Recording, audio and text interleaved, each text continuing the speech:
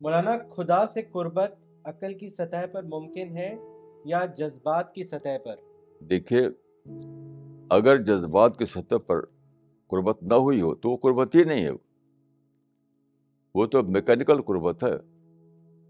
حب جو ہے، حب تو ظاہر ہے کہ ایموشن کی چیز ہے، حب تو جذبات کی چیز ہے. اور قرآن میں ہے کہ الذین آمنوا اشد حبا للہ، جو ایمان والے ہیں ان کو اللہ سے حب شدید ہوتا ہے. تو صحیح بات دیکھیے یہ ہے کہ عقلی سوچ سے آپ پہنچتے ہیں گیٹ تک،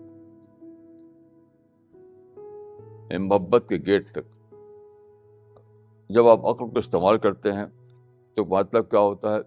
آپ اسٹڈی کرتے ہیں، آپ مشاہدہ کرتے ہیں، آپ چیزوں کا انالیسس کرتے ہیں.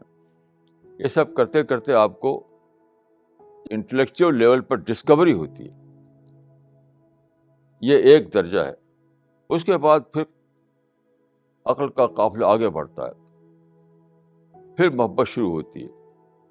یعنی اعلیٰ جذبات کے اعتبار سے آپ اللہ سے تعلق پیدا ہو جاتا ہے، پھر بڑھتے رہتا ہے، بڑھتا. تو میں دیکھ عقل کا درجہ سیڑھی کا درجہ ہے، سیڑھی، منزل کا درجہ نہیں ہے. سیڑھی یعنی اسٹیئر کے پر چڑھ کر ہی آپ پہنچتے ہیں منزل تک، لیکن اسٹیئر ہے، منزل ہے. تو میرے تجربے کے مطابق عقل سیڑھی کا کام کرتی ہے. جب آپ پہنچ جاتے ہیں تو وہ دنیا محبت ہی ہوتی ہے. وہ